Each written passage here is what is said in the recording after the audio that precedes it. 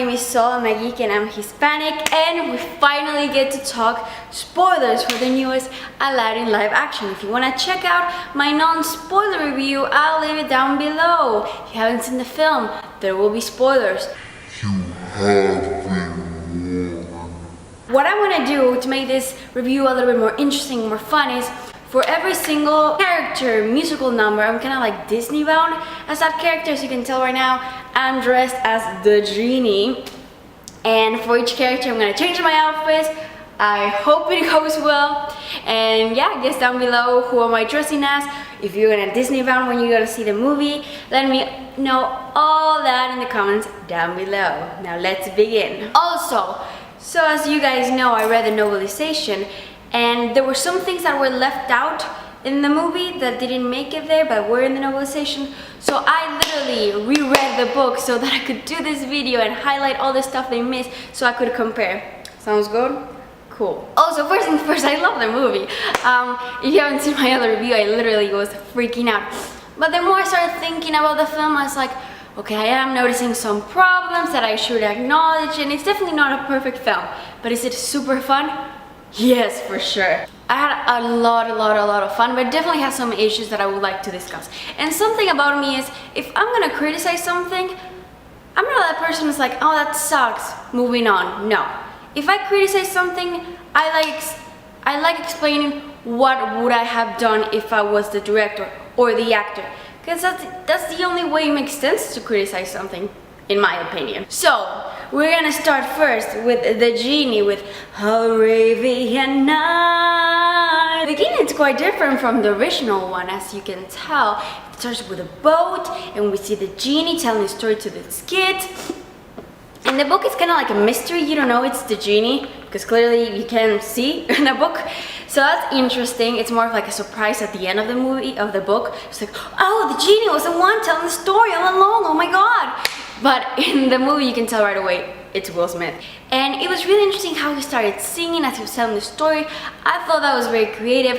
Overall, I really like that number, honestly. A lot of people were saying it kind of went fast, but I love the instrumentation in this one way more than the original one. I like that it was long, because the original one is like only a minute and something long, and this was like 3 minutes, and I was like, yes. And I feel like it went so smooth showing Agrabah. I love the way they said Agrabah in this film also. I can't say it, but Agrabah. And so yeah, they montage everything. Jasmine, Aladdin do its thing. It's great. And then we see the Cape of Wonders, Diamond in the Rough, yada yada. So what did you think of Arabian Nights? I loved it, okay? I thought it was great. I thought it was a cool twist. Now, before I jump into a different outfit for One Jump Ahead, it's interesting because in the novelization, there's actually a scene before One Jump Ahead where we see Jasmine and Dahlia. Dahlia is the, friend, maiden, I don't know what you call it. The thing I didn't like about the film was, when I was reading the book, Dahlia seemed very like goofy but like smart. In the movie, her acting was a bit like like awkward. I feel like there was a lot of awkwardness in the film with many characters, and it's like I would have just left it for Jasmine and Aladdin. It's just with Dahlia, I felt like it was a bit too much. But that's just me. But something that kind of felt bad that they left out in the movie was that Dahlia and Jasmine have this really cool first scene when they're talking about Jasmine's desire.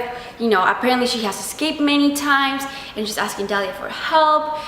She asked Dahlia to explain, oh, tell me about the marketplace, please, because apparently she's not allowed to go outside, but she's like, how am I supposed to rule my people if I don't know them? So it's really cool because it's not only that Jasmine wants freedom, she wants to help her people, It's not like, oh, I just want to do my thing, I'm a rebel teenager. No, she legit wants to help her people, go see them to see what's the problem, what she can fix. And apparently she's very smart. She has read so many books. She has maps everywhere around her room. And they had a very lovely conversation with Dahlia. I'm gonna read some of the quotes I highlighted. So as you can tell, Dahlia said, how far did you make it this time? Jasmine says, another quote that I really like was, how can I lead a people I don't even know? And I love this part. It says, Jasmine loved them all, but maps weren't enough anymore. She wanted to be more than just an observer of her country and her people. She needed to convince her father, I know this map better than I know my own city. Help me sneak out, Dahlia. If I can prove to Baba that I have the knowledge and experience to lead, he might change his mind, and I'll never learn any of that stuck in a palace. I think it's great. And this is something so sweet that it's not in the movie. Dahlia tells Jasmine, I wish I didn't love you. And she like agrees to help her escape. But like, that's so sweet, because in the film you see that they're like friends and they're like there for each other. It's like, oh my gosh, you got a boy, oh my gosh, you do your thing, whatever. But I just think this scene was so precious, I feel like, and you got to learn a little bit more of Jasmine's intentions of being a ruler. I mean, you understand that later on as well, but I really like that scene. And the fact that you see that Dahlia just doesn't see Jasmine as like, or whatever, the person she has to attend, she legit has grown with her. Like, she has taken care of her since she was like a child, and she legit loves her. One jump. One jump ahead, na na na na na na na na na na. Let's talk about the number one jump ahead, because this was my least favorite moment. Well, not moment of the film, but the musical number. I feel like it was the most, that they had the most problems. I really like the scene before he starts singing. You know, we see Agrabah and like him doing his own thing, and it was just really interesting to see that. As soon as he starts singing One Jump, there's something really strange with, it looks like a TikTok or Musically where like you go and do things fast, and it really doesn't work. I don't understand why he would do that. I feel like it takes out the authenticity of the moment. It just feels so awkward and strange to have one jump, na na na na na na na. It just feels really unnatural and not that charming. I feel like that number missed some of the original charm of the original movie. Love all the visuals and everything. It's just the way it was shot, it was kind of weird. I did like at one moment he does this really cool like flip on these two walls, and he goes like, that was cool. I like that. Did like the whole ambience of the place, the costumes, Jasmine's outfit, his outfit. Great. It's just, I feel like the way it was directed, I just don't think Guy Ritchie was the guy to direct this film. It's just, I don't feel he should have done this. Like, I feel like I'm gonna take an artistic risk, and you know, it's good to take an artistic risk, but this one just didn't work. Personally, it was this wonderful picture that was released in Entertainment Weekly magazine, where you see Jasmine and Aladdin running, and you see all these like colorful things. I'll put a picture here, and it was shot from in front of them, so you really couldn't appreciate all the beautiful colors and everything. So I would have shot that from the side or on top, so you can see like all those colors being thrown at them, and just like make it way more magical. It was shot such in a strange angle. I was like, wait, I was really looking forward to that moment, because in the picture it looks very epic and colorful and fun, and in this it's just like, oh, that's it. Like I said in my other video, the dialogue in this film, it's, for me personally, way superior than the original one. Their interactions, everything, it's so much better. It's so much better than the original one. I love the whole bracelet situation, all the twists and turns. So when they go to his place, I love, first of all, when he opens that button and all the stairs appear, I'm like, yes, Aladdin, I love that. And when he lifts the thing in his place, it was so beautiful, so creative. I really love that moment. But a moment that unfortunately was left out of the movie was when they're talking about Jasmine's mom. So she mentions that she had died, this and that, and Aladdin's like, oh, mine too, and they have their little connecting moment, whatever. But something that was interesting for me was this scene right here, where it says, but the queen's death had changed all that. Those thieves weren't even from Agrabah, Aladdin said softly. The people loved her. They did, didn't they? The servant girl said, her own voice soft. So pretty much the reason why Jasmine can't go outside is because her mom, the queen, was killed while she was walking in Agrabah, and these thieves killed her. The thieves were not even from Agrabah, but the dad got so traumatized by that he doesn't let Jasmine go out. So I thought like that was such an important thing, and I'm surprised it left that out of the movie, because I'm like, that's so important. Why would you leave that out? So I really just love the moment when, you know, she has to leave, you know, because the prince has arrived and everything. And she's like, okay, can I have my bracelet back? And he can find it. It's like, I remember reading that for the first time and I was like, whoa, plot twist, she's mad at him. Because, you know, when she leaves originally, she's like, oh my gosh, Aladdin, he's perfect and this and that. But in this one, you know, he has a reason to like go back. I don't know, I just love the writing in this film so much. It's just, I feel like the story was more complex between the characters. There's way more interactions between them. There's more flirting, and it makes it more romantic and like entertaining, and also it flows more natural than the original one. And the original one, they only interacted like twice, I feel like, and that was it. So to me, this just feels more satisfying. Okay, so when we have the Prince Anders come here, I like that Prince a lot. I laugh out loud so much when he was like, come here, Poos Poos. I don't know why I was laughing so hard at that moment. But something that surprised me is in the book, so the scene is cut short in the film where Jasmine kind of cuts him off and she leaves, whatever. But in the book, it's a little bit longer, and I wish it had been this long, where pretty much the king brings a canyon as a gift, and Jasmine is like saying all this stuff about Agrabah not being violent and this and that. So I really like that moment because it shows her as a leader, what she wants for her people. And it finishes with the prince throwing the canyon at his own ship by accident, so it shows that he's a total fool. Also, we see that Jafar and Jasmine start having confrontations from the beginning, where he says, our princess fails to understand that no man desires war, Jafar said in a smooth and condescending tone, but a ruler must prepare for it nonetheless. Because Jasmine was saying like, no, we don't want war, we're like peaceful, this and that. And then we have Jasmine saying, ignoring the warning look from Jafar that told her to stay quiet, Jasmine continued. But what if, in preparing, you caused the war you were trying to... No, dear, the Sultan, blah, blah, blah. Jafar says, our princess has read something about statecraft. And then Prince Anders says, a charming hobby. So I think this scene was really important because you see all these people, even this nobody guy that barely knows her is already judging her, saying, oh no, honey, you shouldn't be studying about war. You should just learn about makeup and dresses and stuff like that. This is for boys. So for me, having all these moments thrown at her, it makes it so much more satisfying when she sings her moment speechless, because it's like, I rebel. But I do like that she doesn't stay quiet, like she's still like trying to fight for what is right. So again, that scene, I would have made it longer because I felt the dialogue that was missing in the movie was kind of very important to Jasmine's character. So I feel like so far they cut three actually of very important things about Jasmine, so that's kind of a pity.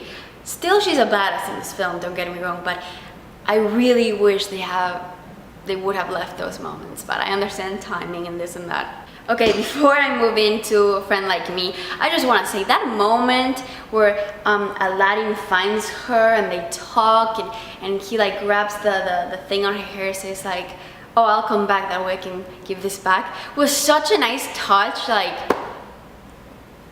come on, that was a bigger improvement from the original one. Like, there was so much chemistry, and I really like the acting of both of these actors. Mina Massoud, again, like I said in my other video, he is Aladdin 100%. Like, he had the smile, he had the charisma, he had everything, honestly. I mean, I wasn't a huge fan of his singing voice, but you know, in the end, I just like his performance so much. He was so enjoyable to watch, and she was so sassy and intellectual and badass at it. And they both had so much chemistry, so. It wasn't like, a reason I didn't like the Beauty and the Beast live action, it was that you couldn't tell that Belle was falling in love with the Beast. She was just always with the same face. And you know, Jasmine had her little smiles now and then where you could tell, okay, she's buying this. She's slowly, you know, digging this guy. Here's the moment, Friend Like Me. Now, before we go to Friend Like Me, I just want to quickly mention how I really like how Jafar is not in a disguise when he's talking to Aladdin, because, you know, he's trying to manipulate him, saying, you know, we're equals and this and that. And the moment that got me gasp was when Aladdin was like, oh, we're not alike or something like that. And then Jafar pulls out of nowhere something that Aladdin had in his pocket. It's like, oh, I was once like you, or something like that, as a street rat. And you know, his whole speech about like, you know, you have to be the most powerful in the room, like you think having breath is enough. No, you have to like want power and this and that. That moment was so good. Like, again, I wasn't a huge fan of the actor of Jafar and how the costume department and makeup department had him look. I would have, you know, put more eyeliner, longer beard to make him more look scary, and his voice seemed like a little bit high-pitched at times. But he had moments where I was like, yes, Jafar, okay, Jafar, and that was one of them. I was really into that moment. I really like what they did with Jafar. That was my favorite moment of Jafar, for sure. Ain't never girlfriend like me. So, let's talk about the Genie. Let's talk about Will Smith and this number. So the Genie, we love the Genie here. Like, for me, what I would have added was just a little bit more humor, a little more charisma. I don't want to repeat myself too much because I did mention this on my other video. Usually, the Genie, for me, it looked great. I didn't mind it at all. I like how he looked. Even when he was human, when he was in Genie form, I loved it all. Now let's talk about Friend Like Me. The number was a bit, like almost every number here in this movie, a bit underwhelming. It just kind of felt like not as bad as Be Our Guest from Beauty and the Beast. Can you tell I didn't like that movie? It just, in this one, it felt like too many things were happening at once, but not in a... Because, you know, in the original one, a lot of things were happening, but it felt smooth. And this one was a little bit chaotic, and it just didn't feel as funny or as charming. You know, when he's like, okay, applause or something like that, it just felt like, you know, it was cool. However, in the original one, he had a sign. If he wanted to do the mic drop in this one, that's great, but I would have him appear with a mic and just drop it like that, like out of nowhere, instead of just doing like an air one, if that makes sense. And for me, the only moment that I was like, wow, that was big and very like Broadway-esque and wow, was at the end, the very last like 5 seconds where you see the shot of the entire Cave of Wonders. That was it, and that was a little disappointing for me because like the whole number is supposed to be this showstopper, and it didn't feel like it. I wanted fireworks, I wanted fire and glitter and maybe bubbles, have him inside bubbles, and I wanted bigger and better. I wanted more colors. I wanted him, because, you know, I feel like they were copying some stuff from the original one, like the whole waitress, and it makes sense because of the lyrics, of course, but I would have gone a little more colorful and creative. Like, think Disney parks on steroids, kind of like crazier. And to me, it felt too safe and bad, but it wasn't what I was expecting for that number. I really like when he's dancing with Aladdin, when they're doing the splits there. I was like, I didn't see that coming, because, you know, for the moment he sings, you have never had a friend like me. I always imagine that like someone in Broadway, kind of like, you never had a, like, you doing the kicks, you know, very Broadway-esque. So to have the split was kind of like surprising, so I did appreciate that. But when he's like, can you friends do this? Can you friends do that? It felt very underwhelming. I expected craziness in that moment. I wanted more goofy stuff to pop out and just more. Because I feel like when he was, can you friends do this? Can your friends do this? Felt very like he was really doing any trick. And let's talk briefly about the Cave of Wonders. That's something that visually, as you can tell, I loved the film in a script way. Like, I love the script so much, but visually it had many flaws. I still love the film, but one of the things they totally missed the mark was the Cave of Wonders. I understand it's underground and that's why things look darker, but just the jewels and everything, like, I didn't feel like, ooh, I have to be there. I need to go to the Cave of Wonders. Look how much, like, look at all this gold. Everything kind of looked blue and a bit like, meh, you know? I would have added even more gold, more saturation, more brightness. I mean, I understand why it could be like that, because it's underground and this and that, but it just definitely, I didn't think there was that many riches. I feel like it would have been cool to have like almost like a waterfall out of coins and just go crazy with the imagination, kind of like Willy Wonka, but with money and treasures and stuff like that. You know? Then we have the moment where the genie and Aladdin get out of the cave and this and that, and I just really like their interaction. I like when he finds out, it's like, oh wait, let's rewind this again, and like he's on the movie theater seeing how Abu got the lamp out. I love that moment. It was very creative. I really like that. I really like how they explain how no one recognized Aladdin, because that's something that always bothered me about the original one. Was how can Jasmine not recognize him? Like, come on, she was pretty close to his face. Like, she heard him talk. Like, she would know that's Aladdin, come on. And so I think it was super cool how they said that with this genie magic, no one would recognize him. Like, you know, like he would look different to other people. And that was, to me, so smart to do. It makes so much sense. I know a lot of people say that when he's like, oh, there's a gray area with Make Me a Prince. And everyone's like, oh my gosh, a Fresh Prince of Bel-Air reference. But I feel like I would have liked it if it was more like obvious. Like if he was like, okay, what if you make me like a super prince, and like the genie can be like a fresh prince or something like that. Like put the word fresh in there somewhere.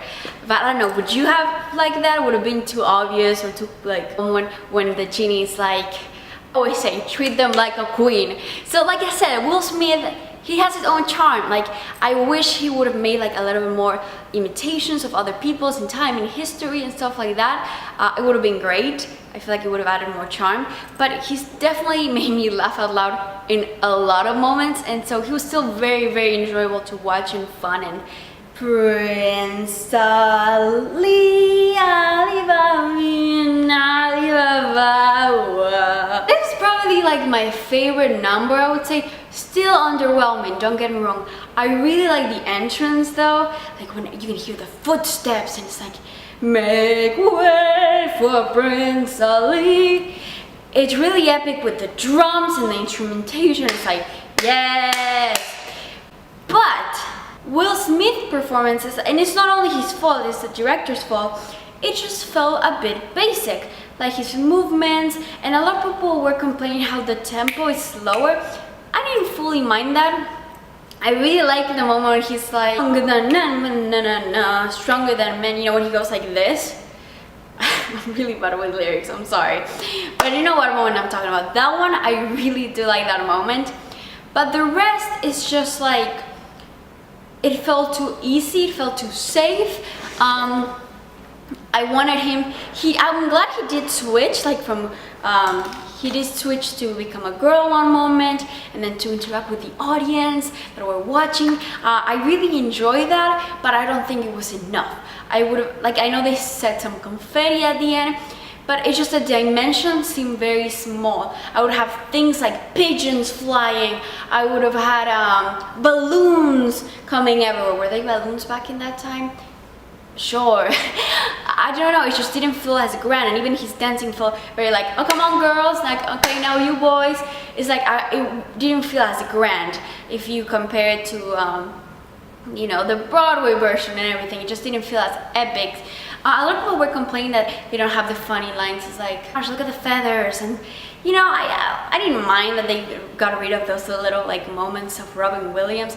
I feel like it would have been maybe weird for Will Smith to try to imitate that. So I'm glad they took that off.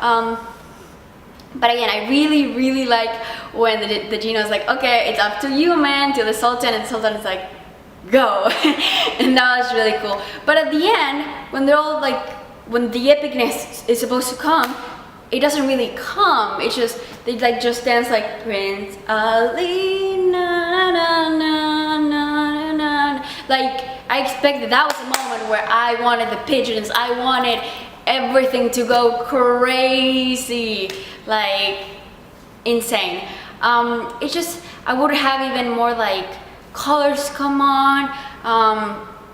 You know how in some shows they have like this fabric that makes like look like waves and stuff like that? I would add more colors. Like, I understand they have to keep it, I guess, realistic in a way, but you have a genie here, like there's no limit here, you know? And I feel like if they want to use this for a future parade in Disney or Disneyland or Disney World, like, come on, you can go bigger. Disney can do bigger than that. Come on. Add lights and spotlight. His choreography, like, I understand maybe Will Smith is not like the most advanced dancer, but I feel like they could have made him, like, even with animation, have him pop out more and like have him dance even more and be more like just more of a star in the moment, you know? Because since the okay, I understand if you don't want to make the surroundings bigger and better, I understand that, whatever, but at least make your lead singer be more fun to watch. Yeah. But I just feel like the camera work wasn't as creative. Again, I didn't feel like Guy Ritchie was the guy to do a musical.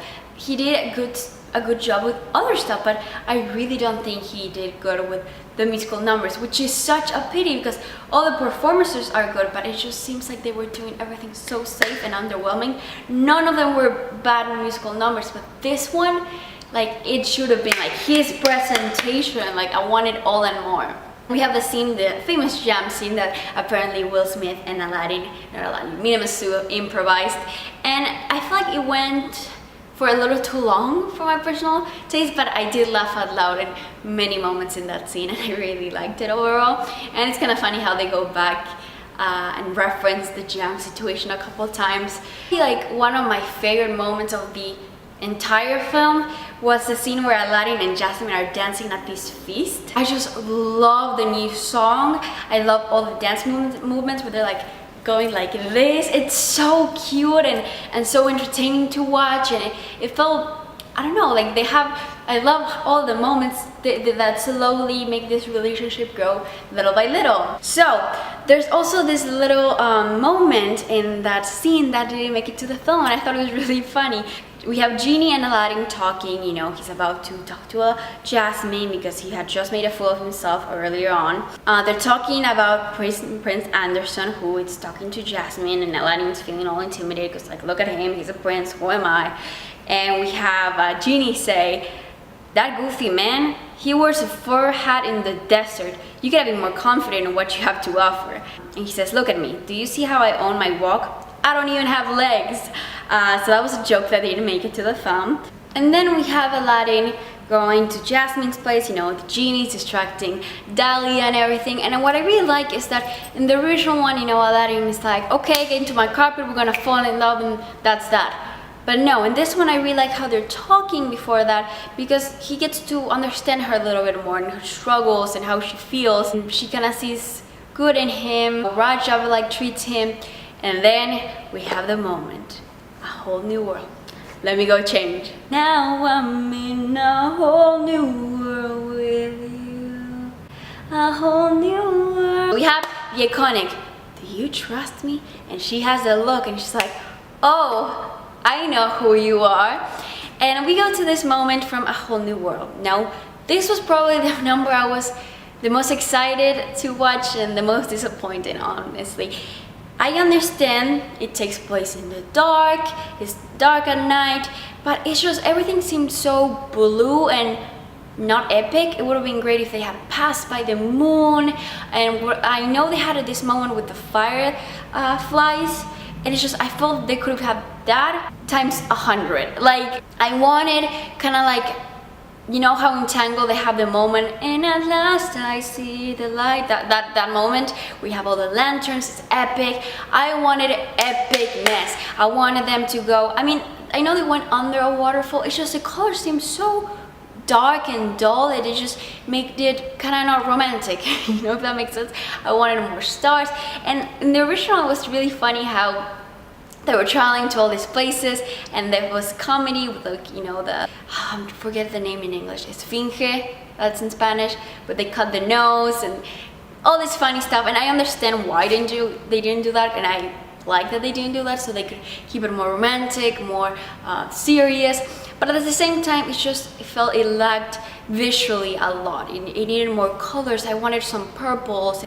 I wanted more fireflies. I wanted for them to, you know, maybe stop at places and, like, for her to do the water thing and, like, splash him maybe a little bit, like, be playful, whatever you want to call that. Maybe, like, for them to pass next to a tree and, like, he can pick up an apple and give it to her. Like, that would have been cool, you know, when they go above the clouds and you know, play with the clouds. Just bigger, if that makes sense.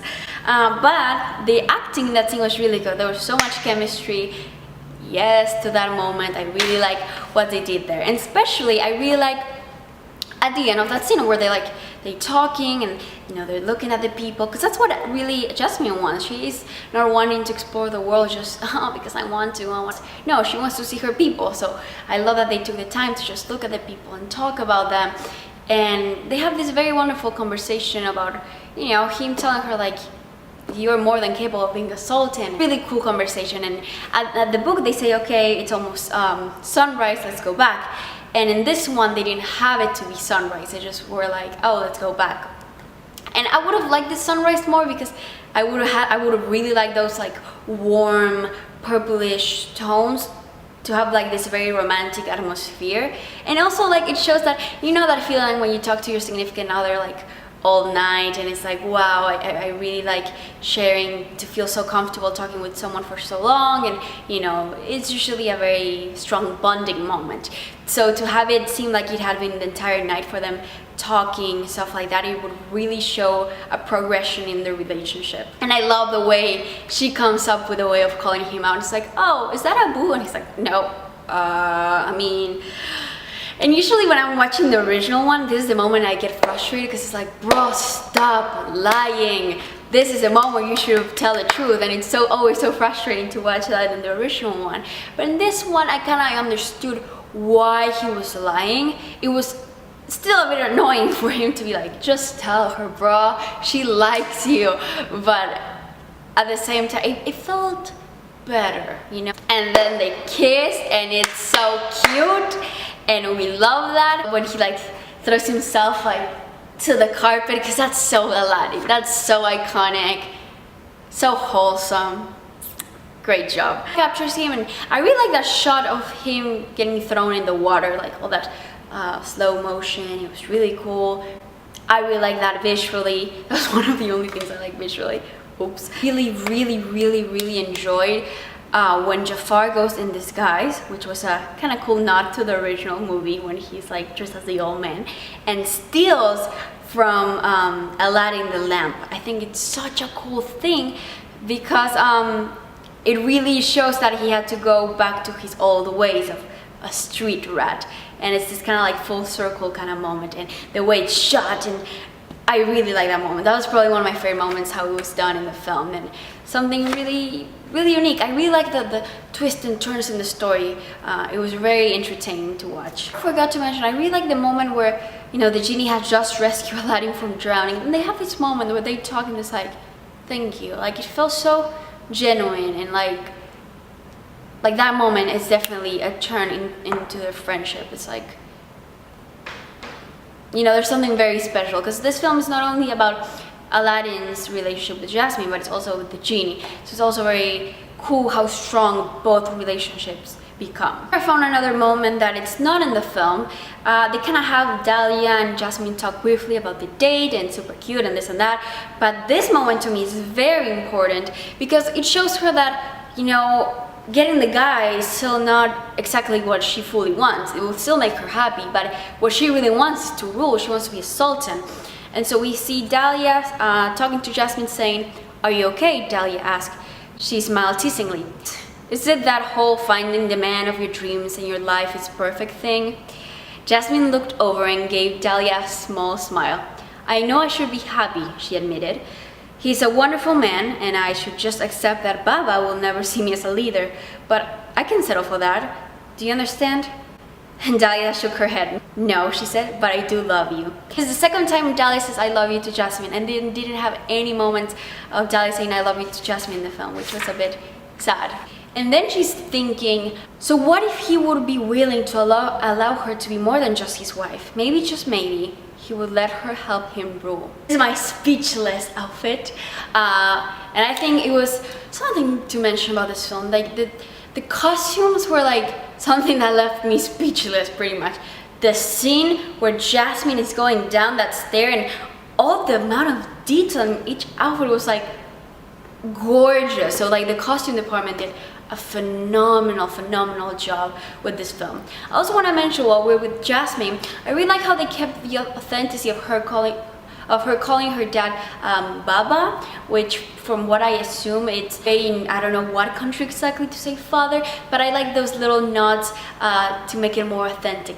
So let's talk about the song Speechless. Now, as a song, just by listening to it, I'm not still a huge fan. Maybe I need to listen to it more to grow on me, but I feel like it was a little too pop-ish. Like it didn't fully match the vibe of the film. It didn't feel like Broadway-ish or like, you know, like the Renaissance kind of Disney. It kind of felt a little flat, but I do love the message of the song. Don't get me wrong, love the message. Now let's talk about it visually. I was very confused at first when she's singing this and people start disappearing. I'm like, wait, what's happening? And then when she turns around and it's for real, and then you realize that everything was going through her mind, I was like, oh, okay. So like, I feel like I will appreciate it more the second time I watch the film, because I will understand what's really happening and grasp the situation a bit more. But I love her emotion. She you know, you can see she's really into this scene. I love, I've seen some interviews of her saying that a lot of the things she's singing, they recorded live. That gives it a lot of more appreciation for me, because that's hard, you know, like to sound perfect after so many takes. It's not easy, and you're thinking about your emotions and you're thinking about your vocals, and it's a lot. So it's really, really cool that she's doing that live. I really like when she's looking at Jafar and singing that, and it's like, yes. And when she had her moment and she's talking to Hakim, it's like, this is the moment. This is so satisfying. Finally, she's speaking out and showing that she really belongs in the throne, that she really has to be a sultan, and that she won't let anyone stop her from saying where she lives anymore. Like, she's super smart, and it's so nice to finally see her standing up. I mean, she has slowly like standing up in different moments in this film, but this is the epic moment. Like, but yeah, I love her outfit in that scene. That's probably my favorite. Oh no, it's different.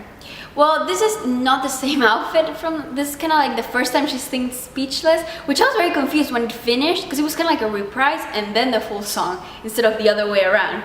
So that was interesting. Would you, some people were like, oh, I would have preferred it was the other way, but I don't know, I feel like it was more impactful now. Like before she was kind of scared to still like speak out, but this time it's like, I'm gonna speak out now, boom. So for me it makes sense to have the reprise first and then this big epic moment. Talking about reprises, how do you guys feel about the Aladdin reprises?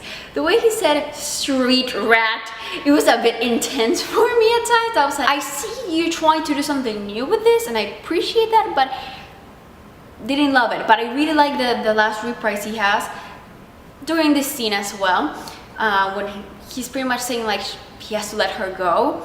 And it's really, really cool. I really enjoy that moment of the film.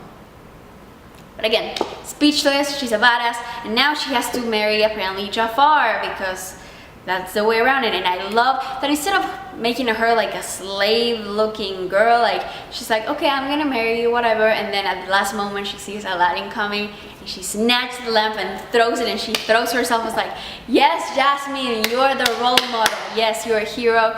So empowering, yes, super cool. And then we have this cool chase scene with Iago and Aladdin, and you know, again, the CGI at times wasn't so good for me, but it was very exciting and fun. And what do you guys feel about Iago being kind of like the animal beast instead of Jafar turning himself into a snake? It would have been really cool to see the snake situation, but I also really enjoy this. And Disney, please hear me out. Disney World, whatever, Disneyland, please do a ride where we can do a simulator, kind of like the Avatar ride, but with like us in the Aladdin film live action, and we're like flying off outside of the Cave of Wonders, or we can do a whole new world kind of moment, or this moment we're escaping Iago. That would be so cool. Please, I'll give you my money. But then it's so annoying when the lamp keeps falling. I'm like, oh my gosh, you guys find it. So that was, I was still on my edge of the seat, and we all know what's really gonna happen, but it's still so cool how they find a way to still make us so invested in this moment of the story. So I think something great about this film is the great balance of romance and action, because I mean, some people are like, like me, it's like all action bores me, or some people are like all romance just bores me. So having something for everyone, I think it's so cool. It kind of reminds me of Tangled, that is a very romantic film, but it has a lot of action and adventure and fun. And so I feel like Tangled is kind of like this newer Aladdin live action. I feel like it's literally for everyone. We get to the moment where, you know, Aladdin is like, you deserve to be a sultan, you deserve way more. Like, it's kind of like in Beauty and the Beast, when the Beast lets Belle go because he knows that what she really wants is to be with her father, you know. That's what true love means. It's to, like, if you love someone, let them go, and if they love you, they'll come back, or something like that, right? So it really shows how Aladdin has matured, and you can see his arc. It's not about him anymore. It's like, no, like, I have to be selfish, and I have to stop being selfish and think about these other persons, like what she really wants, the sultan, and she deserves someone who's not a liar, who's not a street rat, and this and that. It's like, I'll give her her time and, you know, what she really deserves. And I think that's super cool, and really shows the growth and the character development of Aladdin, which I love about in this film. The dialogue and the script is so good. And then this moment is so good. So Aladdin, so, you know, the Sultan is telling Jasmine, you'll be the Sultan, you can change the rules. But I was like, why didn't you change the rules when your daughter asked you many times? Seems a bit strange, right? But we have the Genie, you know, changing back in his, he wants, you know, in the original one, the Genie wanted to just be free as a genie, but in this one he wants to be a human, which makes it so nice because he's like, literally leaving all his powers behind because he just wants freedom. That's it. He doesn't want any powers. He doesn't, what everyone seeks from him, he doesn't want it. He just wants to be like everyone else, and I think that's so lovely. And he goes with Dahlia, and the finale from the book and the movie, it's super different. I like the finale in the movie way more than in the book. So in the book, how it finishes, it's pretty much the Genie transforms into human, and, you know, you are seen in the boat again, and he's like pretty much admitting, the kids are like, oh my gosh, you are the Genie, and mom was the girl, and oh my gosh. And he's like, yeah. And so then Aladdin and Jasmine show up in the boat, and they start talking about, oh my gosh, you should move to Agrabah with us, and pretty much they all have a happy ending, but that's it. We don't see any wedding, we don't see a final kiss, so it doesn't feel as satisfying of an ending, if that makes sense. With this one, I love the ending way more in the movie, because we have the moment where Jasmine is like, I'm gonna make the move now, and she looks for Aladdin, and they kiss, and it's like so cute, and it then shifts to their wedding, which I started crying happy tears. I really didn't see that coming, but it was so wholesome, and it was like, finally, all this drama we've gone through to this moment, it was so perfectly done. In the live action Beauty and the Beast, I hated Last Kiss because it was so like, it was shot from a weird angle, like very far away, and it really didn't feel romantic at all. It was very like, okay, awkward. And this one is like, you can really tell they love each other, and it was so beautiful. I would have liked if he had like raised her up and spin her. I'm so cheesy. I'm aware, but it's like, come on, that's a perfect way of finishing it. But okay, I would have added that after like everyone dances at the end, you know what I'm saying? So they kiss, whatever. Then we have this great moment of Friend Like Me where everyone is like dancing. And first of all, can we see how Naomi Scott is such a good dancer? Like, I love her dancing. At first when she's rapping, I was like, oh, this is kind of weird. But then she starts doing her thing. It's like boom, boom, boom. And I was like, yes, Naomi, yes, it's so good. And I really like how they just didn't finish with a kiss, because I would be like, I want more. I like that they give us a little bit more to enjoy at the end, where she's dancing to Friend Like Me and at the wedding. It's super cool. So I really enjoyed that, but I would have finished that little dance number with Aladdin going, kissing Jasmine, and kind of like raising her up and spin her around. It would be like super cute. That's what I would have changed, but that was pretty much it. The ending was absolutely beautiful and so wholesome and so nice, because in the original one they don't have the wedding, so it's great that we get to have it this time. And someone was saying that maybe they might do a sequel to this. I would watch it 100%. Would you watch a sequel to that? We'll see. We'll see how this one goes. But please let me know your thoughts down below. This was so much fun. I love talking about it in detail and analyzing everything. Please subscribe if you like this kind of content or like this video. It really helps. So thank you so much for your time. And now I'm gonna rest because all this costume changes got me exhausted. Bye bye.